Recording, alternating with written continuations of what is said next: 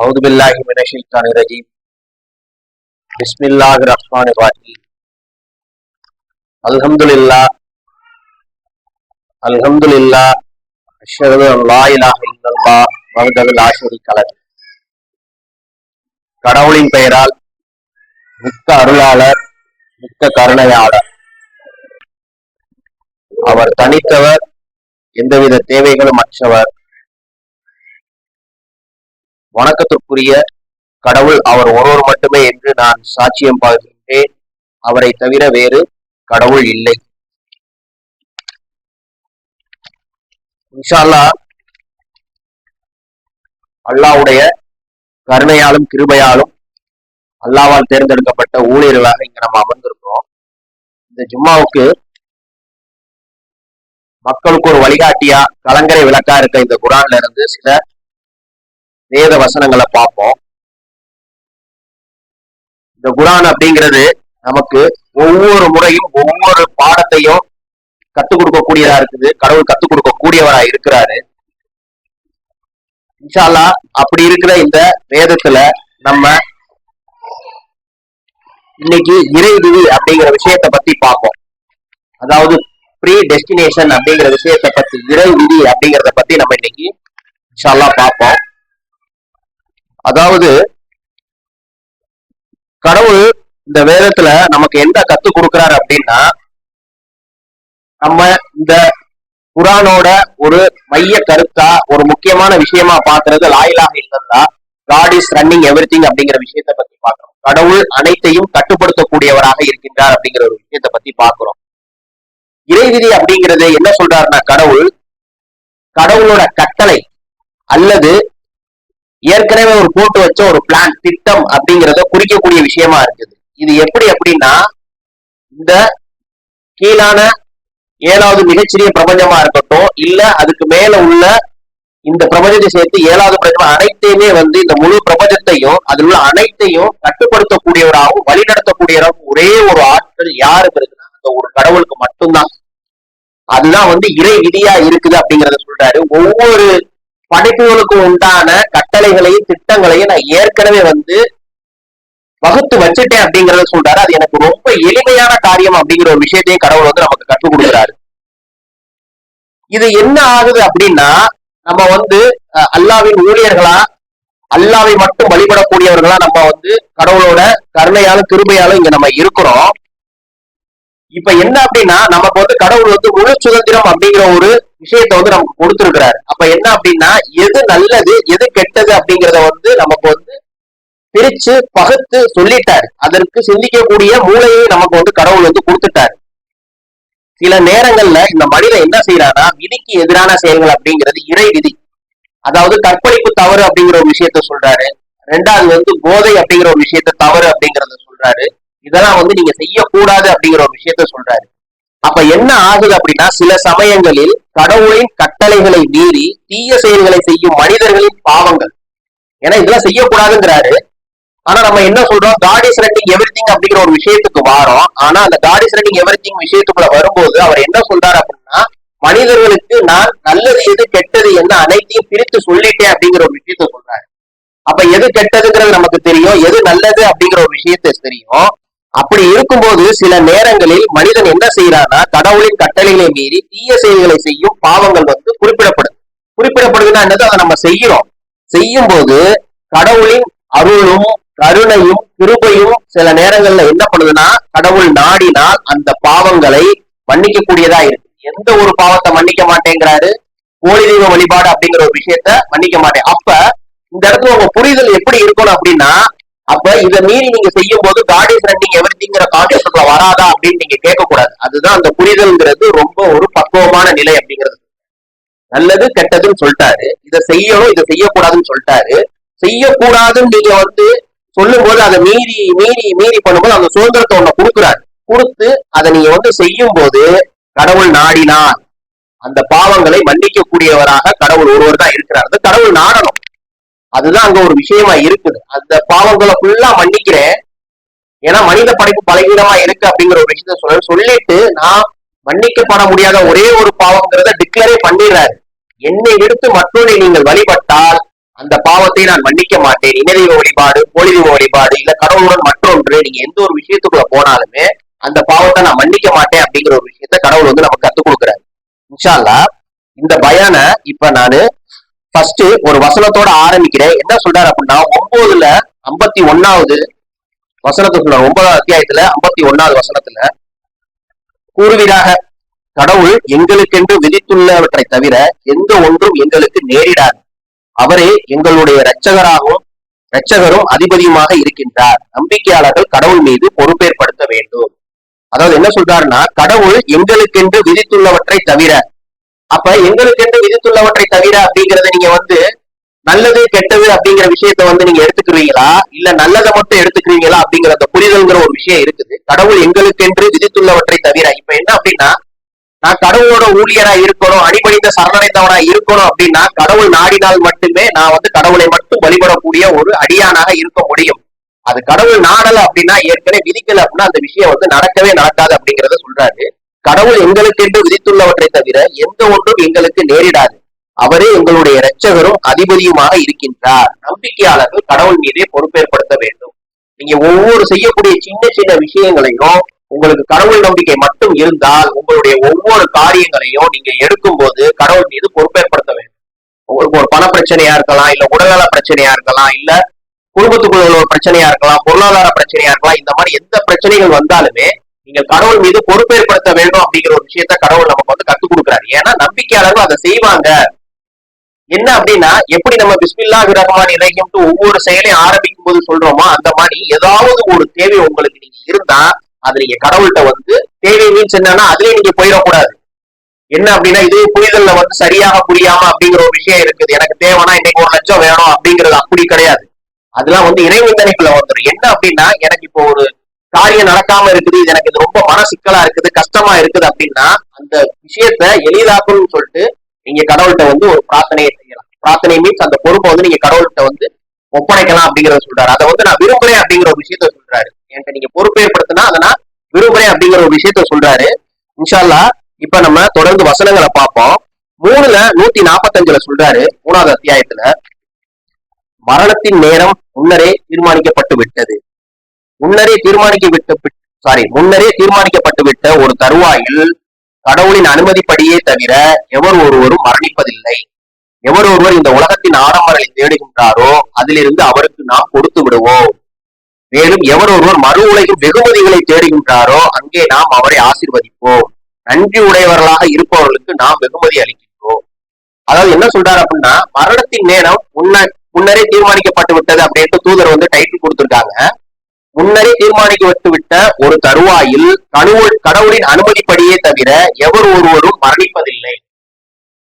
அதாவது நமக்கு இந்த ஆன்மாவுக்குண்டான மரணத்திற்குண்டான தேதி எந்த இடம் அப்படிங்கிறது வந்து கடவுள் மட்டுமே அறிந்த ஒரு விஷயமா இருக்கு. அதுதான் நமக்கு வந்து ஒரு சவாலாவும் இருக்குது. சஸ்பென்ஸ், நம்மளால யாருமே அதை வந்து நம்ம வந்து டிக்ளேர் பண்ணவே முடியாது. எந்த தேதி எந்த இடம் அப்படிங்கறத வந்து நம்ம வந்து டிக்ளேர் பண்ணவே முடியாது.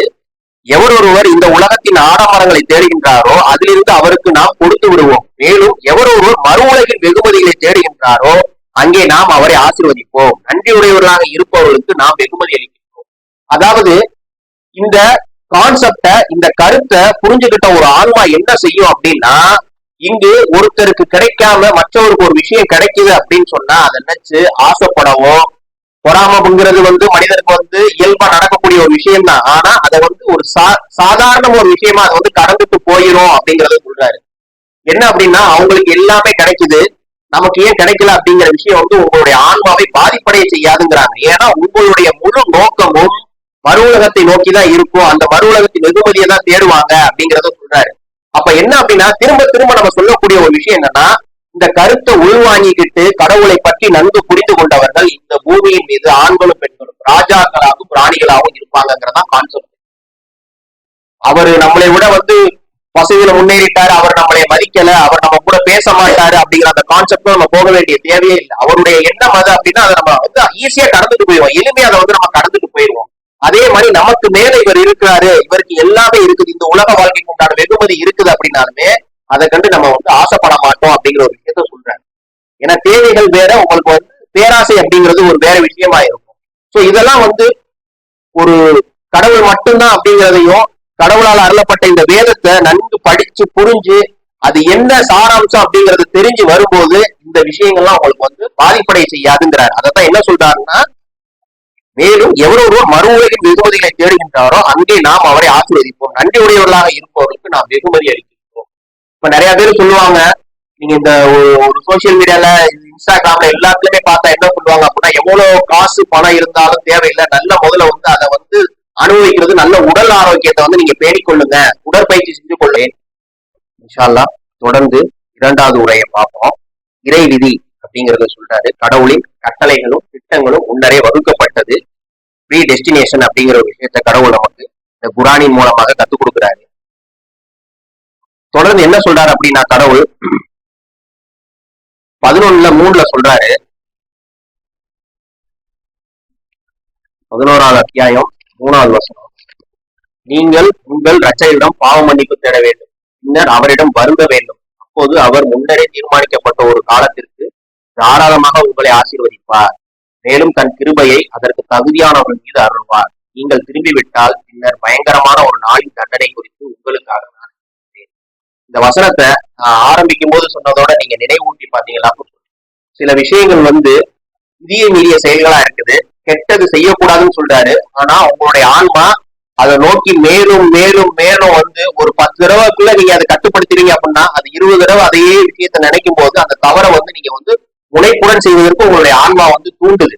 அப்ப என்ன செய்யறாரு, அந்த இடத்துல கடவுள் வந்து உங்களுக்கு ஒரு சுதந்திரத்தை கொடுத்திருக்கும் போது நீங்க அந்த சுதந்திரத்தின்படி செயல்படும் போது தவறுகளை இழைச்சிடுறீங்க. தவறுகளை இழைச்சிட்டு அந்த தவறுகளுக்காக நீங்க பாவ மன்னிப்பு கேட்டீங்க அப்படின்னு சொன்னா கடவுள் கண்டிப்பா வந்து பாவங்களை மன்னிக்கக்கூடியவரா இருக்கிறார். இப்ப இத எப்படி சொல்லணும் அப்படின்னா, ஒரு மாற்று மதத்திலிருந்து ஒரு இஸ்லாத்தை தழுவக்கூடிய ஒருத்தர் என்ன சொல்றாருன்னா, ஒரு அறிஞர் என்ன சொல்றாருன்னா, இந்த குரானை நான் படிச்சு படிச்சு பார்த்தேன், ஆனா அந்த குரான்ல உள்ள ஒரு விஷயம் வந்து என்னை வந்து ரொம்ப வந்து ஈர்த்தது அப்படிங்கிற ஒரு விஷயத்த சொல்லுவாரு. என்ன சொல்லுவாருன்னா, நீங்க எல்லா பாவங்கள் செய்தாலுமே அந்த பாவங்களை நான் மன்னிக்கிறேன், ஆனா வந்து இணைதெய்வ வழிபாடை மட்டும் மன்னிக்க மாட்டேன். அந்த ஒரு கருத்து வந்து என்னை வந்து ரொம்ப வந்து ஈர்த்தது, அதன் மூலமாக நான் இஸ்லாத்தை தழுவிக்கிட்டேன் அப்படிங்கிற ஒரு விஷயத்த சொல்லுவாரு. ஏன்னா மனித படைப்பு அப்படிங்கறத கடவுள் வந்து நமக்கு வந்து மென்ஷன் பண்ணிடுறாரு. அததான் என்ன சொல்றாரு அப்படின்னா, இந்த விஷயத்த நான் முதல்ல சொன்ன விஷயத்தோட பாத்தீங்க அப்படின்னா, நீங்கள் உங்கள் இரட்சகரிடம் பாவ மன்னிப்பு தேட வேண்டும், செய்த பாவத்திற்கு அது முதல்ல என்ன பாவம், நம்மளுடைய ஆதி பாவத்துக்கு நம்ம பாவ மன்னிப்பு கேட்டுக்கிட்டே தான் இருக்கணுங்கிற ஒரு விஷயத்தையும் சொல்றாரு. பின்னர் அவரிடம் வருந்த வேண்டும், அப்போது அவர் முன்னே தீர்மானிக்கப்பட்ட ஒரு காலத்திற்கு தாராளமாக உங்களை ஆசீர்வதிப்பார், மேலும் தன் கிருபைங்கிறது நான் ஏற்கனவே சொல்லியிருக்கிறேன். கடவுள் வந்து இவங்களாம் பாவப்பட்டவங்கிற அந்த விஷயத்துல இருந்து அந்த ஆன்மாவை மீட்டுறதுக்கு கடவுள் கொடுக்கக்கூடிய ஒரு காட்டக்கூடிய ஒரு அன்புதான் கிருபை அப்படிங்கிற ஒரு விஷயம். மேலும் தன் கிருபையை அதற்கு தகுதியானவர்கள் மீது அருள்வார், நீங்கள் திரும்பி விட்டால். இதெல்லாம் நீங்க செய்யாம நீங்க மறுபடியும் வேற ஒரு கொள்கைக்கு போயிட்டீங்க அப்படின்னு சொன்னா பின்னர் பயங்கரமான ஒரு நாளின் தண்டனை குறித்து உங்களுக்காக நான் அஞ்சுகின்றேன். அப்ப என்ன அப்படின்னா, பாவங்கள் செய்யலாமா, கடவுள் செய்யக்கூடாது சொன்னதை செய்யலாமாங்கிறது இல்ல. ஏன் அப்படின்னா, அதற்கும் நான் முடிவுல வந்து சொல்லும் போது முடிக்கும் போது ஒரு விஷயத்த சொல்றேன்.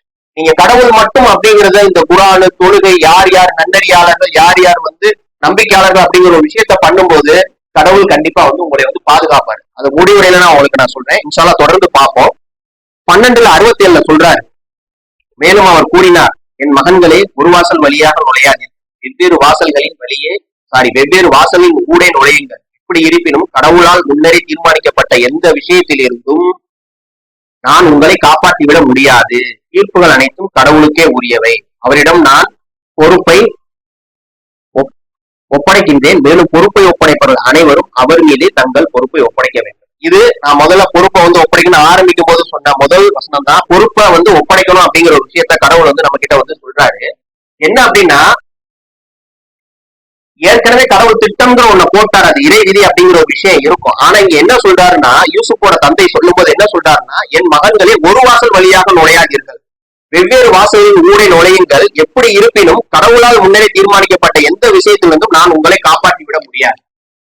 அதாவது அதுக்கு ஒரு காரணமா அவர் நினைச்சுக்கிட்டு அல்லாஹ் கொடுத்த அந்த மூளையின் சிந்தனை திறனை வச்சு அவர் சொல்றாரு, ஒவ்வொரு வாசல்ல ஒவ்வொருத்தரும் போங்க, 6 பேர் இருக்கீங்க 7 பேர் இருக்கா, ஒவ்வொரு வாசல் வழியா போங்க அப்படிங்கிறாரு. சொல்லிட்டு என்ன சொல்றாரு அப்படின்னா, எப்படி இருப்பினும் கடவுளால் முன்னரே தீர்மானிக்கப்பட்ட எந்த விஷயத்திலிருந்தும் நான் உங்களை காப்பாற்றிவிட முடியாது. தீர்ப்புகள் அனைத்தும் கடவுளுக்கே உரியது.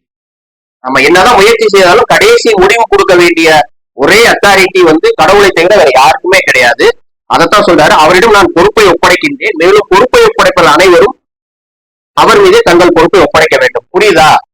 நீங்க என்னதான் முடிவு எடுத்தாலுமே, உங்களுக்கு ஒரு சாய்ஸ் கொடுத்தாலுமே, அந்த சாய்ஸ்க்கு ஃபைனலா டெஸ்டினேஷன், ஃபைனலா ஒரு ரிசல்ட் கொடுக்கக்கூடிய அதிகாரம் கடவுளுக்கு மட்டும்தான் உண்டு. இன்ஷா அல்லாஹ் தொடர்ந்து பார்ப்போம். 13:31 ஒரு குரான் கொண்டு மலைகளை நகரச் செய்த போதிலும், அல்லது பூமியை துண்டுகளாக பிளந்தாலும், அல்லது இறந்தவர்களை பேசச் செய்தாலும் அவர்கள் நம்பிக்கை கொள்ள மாட்டார்கள். கடவுள் அனைத்து விஷயங்களையும் கட்டுப்படுத்துகின்றார். கடவுள் நாடி இருந்தால் எல்லா மக்களையும் அவர் நேர்வழியில் நடத்தி இருக்க முடியும் என்பதை உணர்ந்து நம்பிக்கையாளர்கள் விலகிக் கொண்டு விட வேண்டிய நேரம் இதுவல்லவா? நம்பிக்கை கொள்ள மறுப்பவர்கள் அவருடைய சொந்த செயலின் விளைவாக கடவுளின் வாக்குறுதி நிறைவேறும் வரை தொடர்ந்து பேரழிவுகளை அனுபவிப்பார்கள், அல்லது அவர்களுக்கு அருகில் பேரழிவு தாக்க காண்பார்கள். முன்னரே தீர்மானிக்கப்பட்ட விதியை கடவுள் ஒருபோதும் மாற்றுவதில்லை. அதாவது இந்த அற்புதம் பெரிய விஷயமா இருக்குது அப்படிங்கிற மாதிரி தூதர் கொடுத்திருக்காரு, குரானின் கணித அற்புதம். ஆனா அதையும் விட்டுட்டு என்ன சொல்றாருன்னா, இந்த குரானை வச்சு நீங்க ஒரு மலைக்கு அடியில வச்சு அப்படியே அந்த மலையை நகர செஞ்சாலும், மேற்கு தொடர்ச்சி மலையை நீங்க கிழக்க கொண்டு வந்தாலும், அல்லது பூமியை துண்டுகளாக பிளந்தாலும், அல்லது இறந்தவர்களை பேச செய்தாலும், இல்ல ஒரு இறை மறுப்பாளர் கடவுளே இல்லவங்க சொல்றவங்க திருப்பி பொழைச்சு இல்ல கடவுள் ஒருவர் தான் ஆயிலாக இல்லதா அப்படிங்கிற ஒரு விஷயம் தான் சரியான விஷயம்னு சொன்னாலுமே நம்பிக்கை கொள்ள மாட்டாங்க அப்படிங்கிற விஷயத்த சொல்றாங்க. ஏன்னா இப்படி எல்லாம் இருப்பாங்க அப்படிங்கிறது ஏற்கனவே கடவுளுக்கு தெரியும். கடவுள் அனைத்து விஷயங்களையும் கட்டுப்படுத்துகின்றார். கடவுள் நாடி இருந்தால், கடவுள் நினைச்சிருந்தா எல்லா மக்களையும் அவர் நேர் வழியில் நடத்திருக்க முடியும். இதை வச்சுட்டு நீங்க வாதத்துக்கு எல்லாம் போகணும்னு நினைச்சா போகலாம், எப்படின்னா வாதையா அப்ப கடவுளையே நாடல அப்படின்னா அது நம்ப மறுப்பவர்கள் இல்ல ஏற்றுக்கொள்ள மறுப்பவர்கள் சந்தேகம் கொள்ளுடைய நிலையா இருக்கு. ஆனா நம்ம லாயிலாக இல்லல்லா கடவுள் தான், அந்த கடவுளை தவிர வேற யாரும் இல்ல, அனைத்து சக்தியும் அந்த கடவுளுக்கு தாங்கிறத நம்ம நம்புறோம். அப்படி இருக்கும்போது இதெல்லாம் ஒவ்வொரு சின்ன சின்ன விஷயம் நமக்கு பெருசா தெரியும், பெரிய விஷயங்கள்லாம் அவங்க நம்பிக்கை கொள்ள மாட்டாங்க அப்படிங்கறத சொல்றாரு. தொடர்ந்து 2 வசனம் அதோட முடிச்சுக்கிறேன். 15:24 சொல்றாரு, மேலும் உங்களில் முன்னேறி செல்பவர்களை முற்றிலும் நாம் அறிவோம், பின்வாங்கி செல்பவர்களை முற்றிலும் நாம் அறிவோம். யாரெல்லாம் கடவுளை மட்டும் வழிபட்டு அவங்களுடைய ஆன்மாவை பலப்படுத்தி வருவாங்க அப்படிங்கிற ஒரு விஷயத்தையும், யாரெல்லாம் பின்னோக்கி போவாங்க அப்படிங்கிறதையும் ஏற்கனவே கடவுள் திட்டமா போட்டுட்டோம் அப்படிங்கிற ஒரு விஷயத்த சொல்றாரு. கடைசியா 16வதுல 2 வசனம் அதோட முடிவுரையோட முடிச்சுக்கிறேன். 16:1 சொல்றாரு, தேனி அப்படிங்கிற அத்தியாயத்துல கடவுளின் கட்டளை முன்னரே வெளியிடப்பட்டு விட்டது, மேலும் ஒவ்வொன்றும் முன்னரே எழுதப்பட்டு விட்டது, எனவே அதனை விரைவுபடுத்தாதீர்கள். அவர் துதிப்பிற்குரியவர், மிகவும் உயர்வானவர், அவர்கள் அமைத்துக் கொள்கின்ற போலி தெய்வங்களை விட மிகவும் மேலானவர். அதாவது நம்ம இவ்வளவு தூரம் பார்த்த எல்லாத்துக்கும் ஒரே ஒரு விஷயம் 16:1 சொல்லிடுறாரு, என்னுடைய விஷயங்கள் எல்லாமே முன்னாடி வெளியிடப்பட்டு விட்டது, எழுதப்பட்டு விட்டது அப்படிங்கிறத சொல்றாரு. இப்ப நான் இருக்கிறேன் அப்படின்னா என்னுடைய ஃபுல் டீட்டெயில் எல்லாமே கம்ப்ளீட்டடா ஒரு போர்ஷனா இருக்கும் அப்படிங்கிறத சொல்றாரு. அதே மாதிரி எல்லா படைப்புகளும் இருக்குது. இந்த உலகத்துல உள்ளக்கூடிய எல்லா படைப்புகளுக்கும் நம்பர் ஆஃப் பீப்புள்ஸ் யார் யார் இருக்காங்களோ, எத்தனை கவுண்ட், ஒரு கவுண்ட் கூட மிஸ் ஆகாது அப்படிங்கிறத சொல்றாரு. அந்த விஷயம் எனக்கு ரொம்ப எளிமையான ஒரு விஷயம் அப்படிங்கிறதையும் கடவுள் நமக்கு சொல்றாரு. இதெல்லாம் நம்பிக்கை கொண்டு பார்க்கும்போது கடவுளுடைய வல்லமையை நம்ம போற்றணும். இன்ஷால்லா அதுலயே சொல்றாரு. 16:61 சொல்றாரு, ஆதி பாவம் அப்படிங்கிற மாதிரி டைட்டில் கொடுத்திருக்காங்க. மனிதர்களை அவனுடைய வரம்பு மீறுவதற்காக கடவுள் தண்டித்து விட்டால் பூமியின் மேல் உள்ள ஒவ்வொரு உயிரினத்தையும் அவர் அழித்திருப்பார். மனிதர்களை அவருடைய வரம்பு மீறுவதற்காக கடவுள் தண்டித்து விட்டால் பூமியின் மேல் உள்ள ஒவ்வொரு உயிரினத்தையும் அவர் அழித்திருப்பார். ஆனால் ஒரு குறிப்பிட்ட முன்னரே தீர்மானிக்கப்பட்ட நேரத்திற்கென அவர் அவகாசம் அளிக்கின்றார். அவருடைய தவணை முடிந்துவிட்டால் அதனை 1 மணி நேரம் தாமதப்படுத்தவோ அல்லது முற்படுத்தவோ அவர்களால் இயலாது. நம்ம செய்த ஆதி பாவத்திற்காக கடவுள் ஒவ்வொரு சமுதாயத்துக்கும் ஒவ்வொரு வேதத்தையும் நபியையும் தூதர்களையும் கொடுத்து, இப்பயும் கேட்டாங்கன்னா முகமது நபிக்கு முன்னாடியே இந்த சமுதாயத்தை அழிச்சிருக்கலாம், முழு உலகத்தை அழிச்சிருக்கலாம் நினைச்சாலும் அழிச்சிருக்கலாம். ஆனா கடவுள் இந்த மாதிரி நான் இந்த டயத்துல நான் இதை என்ன சொல்றது அழிப்பேன் அப்படிங்கிற ஒரு விஷயத்த சொல்லியிருக்கிறாரு. அதாவது அது போக ஒவ்வொரு மனிதனுடைய பாவத்திற்கும் ஒவ்வொரு உயிரினத்தையும் அவர் அழித்திருப்பார். ஆனால் குறிப்பிட்ட முன்னரே தீர்மானிக்கப்பட்ட, இப்ப நான் ஒரு பாவத்தை செஞ்சுக்கிட்டே இருக்கேன் அப்படின்னா எனக்கு தண்டனை கொடுக்கணும்னு விதிச்சிருந்தாலும் கண்டிப்பா அது நடந்துதான் தீரும் அப்படிங்கிற ஒரு விஷயத்த சொல்றாரு. அதனால எந்த ஒரு உயிரினமோ அவங்களுக்கு உண்டான நேரம் வந்துருச்சு அப்படின்னா அதை தாமதப்படுத்தவோ இல்ல முற்படுத்தவோ முடியாது அப்படிங்கிற ஒரு விஷயத்த கடவுள் நம்ம கத்துக் கொடுக்குறாரு. இப்ப என்ன அப்படின்னா, இப்ப இறை விதி அப்படிங்கிற விஷயத்த பத்தி நம்ம பார்த்தோம். கடவுளோட கட்டளைகள் தீர்மானிக்கப்பட்டன, அது கடவுளோட வல்லமையா இருக்குது, அது கடவுளுக்கு எளிதான ஒரு விஷயம். எது நல்லது எது கெட்டதுன்னு பிரிச்சு கொடுத்துட்டாரு. சில நேரங்கள்ல கடவுளின் விதியை மீறிய செயல்களா அதையும் கடவுள் தான் செய்ய வைக்கிறாரு. ஆனா என்ன அப்படின்னா அந்த சுதந்திரம்ங்கிற ஒரு விஷயத்த கொடுத்துட்டு நீங்க தவறான விஷயத்த முற்படுத்தும் போது அந்த பாவத்தை செய்றீங்க. அந்த பாவத்திற்காக நீங்க வருந்தி பாவ மன்னிப்பு கேட்டு நீங்க வந்தீங்கன்னா கடவுள் வந்து கண்டிப்பா கருணையாளரா இருக்கும்போது உங்களுடைய பாவங்களை மன்னிக்கக்கூடியவரா இருக்கிறாரு. இப்ப இதுக்கு என்ன சொல்ல வரேன் அப்படின்னா, இப்ப வந்து நம்ம வந்து திரும்ப ஒரு பார்த்த ஒரு விஷயம் தான் யூசுப் நபியோட வாழ்க்கை வரலாறு தான் பார்த்தோம். பார்க்கும்போது அங்க என்ன பண்றாருன்னா யூசுப் நபி வந்து தீமையையும் பாவத்தையும் யூசுப்பிடம் இருந்து திசை திருப்பினார். எப்படி சொல்றாருன்னா, ஏனெனில் அவர் வந்து யூசுப் நபி வந்து அர்ப்பணித்துக் கொண்ட ஊழியர்கள் ஒருவராக இருந்தார். அதாவது யூசுப்ப வந்து அந்த தீமையில இருந்து பாவத்துல இருந்து அந்த விஷயத்துல இருந்து கடவுள் வந்து வெளியே வந்து கொண்டு வரோம் அப்படிங்கறத சொல்றாரு. சொல்லிட்டு ஏன் அப்படி காப்பாத்தணும் அப்படின்னு சொல்றாரு அப்படின்னா கடவுள் அவர் அர்ப்பணித்துக் கொண்ட ஊழியர்கள் ஒருவராக இருந்தார் அப்படிங்கிற விஷயத்த சொல்றாரு. அப்ப அந்த இச்சையை கட்டுப்படுத்தி கொண்டது யூசுப்பா அப்படிங்கும் போது அவருடைய நிலையில இருந்து இச்சையை கட்டுப்படுத்தினதுனால அவர் பாதுகாக்கப்பட்டாரா அல்லது அவரை கற்புடையவராக ஆக்கியது கடவுளின் இறைவிதியா? அப்ப என்ன அப்படின்னா நான் சொன்ன ஒரு விஷயம் தான், நீங்க எந்த அளவுக்கு கடவுளை நோக்கி முன்னோக்கி போறீங்களோ குரான் தொழுகை நன்மையான விஷயங்கள் எல்லாத்தையும் செஞ்சு கொண்டே போறீங்கன்னா நீங்கள் அர்ப்பணித்துக் கொண்ட அல்லாவின் ஊழியர்களாக ஆகும்போது இந்த இடத்துல நீங்க தவறு செய்ய நினைத்தாலும் கடவுள் அதை அனுமதிக்க மாட்டார். அதுதான் வந்து ஒரு உண்மையான ஊழியர் அப்படிங்கிற ஒரு விஷயத்துக்கு உண்டான. இப்ப நான் ஏதாவது ஒரு தவறு செய்யணும்னு நினைச்சா கடவுள் அதற்கு உண்டான வந்து சூழ்நிலையை வந்து கொடுக்க மாட்டேன். ஆனா அதையும் மீறி நான் ஒரு 20 தடவை 30 தடவைக்கு மேல அதை நான் செய்யணும்னு முற்படும் போது அது எப்படி இருக்குங்கிறது விஷயம். அது வந்து கடவுள் ஒரு சுதந்திரத்தை கூட சரி இந்த ஆன்மா இதை நோக்கிதான் போது போல தீமையை நோக்கிதான் போது போல அப்படிங்கிறதுக்கு உண்டான பெருமிஷனையும் கடவுள் வந்து நமக்கு வந்து கொடுக்குறாரு. அப்ப என்ன அப்படின்னா காட் இஸ் ரன்னிங் எவ்ரிதிங் அப்படிங்கிற கான்செப்ட் நீங்க இங்கதான் புரிஞ்சுக்கணும். அப்ப என்ன ஆகுது அப்படின்னா எப்படி யூசுப் நபியை வந்து கற்புடையவரை வந்து பாதுகாக்கிறாரோ அதே மாதிரி நீங்க கடவுளை முற்றிலும் அர்ப்பணித்து தொடர்பு தொழுகையை தொழுது இந்த குரானோடு தினந்தோறும் தொடர்பு கொண்டு நீங்கள் எப்படி கடவுளை எந்நேரம் நினைவு கொண்டு உங்க பாவ மன்னிப்புக்கெல்லாம் அஸ்தோப்லா கேட்டுக்கிட்டே இருக்கிறீங்க அப்படின்னு சொன்னா அந்த கட்டமைப்புக்குள்ள நீங்க வந்துட்டீங்க, அந்த சர்க்கிள்குள்ள வந்துட்டீங்க அப்படின்னு சொன்னா கண்டிப்பா கடவுள் உங்களை வந்து அதுக்கு வந்து தீமை செய்து அனுமதிக்க மாட்டார்.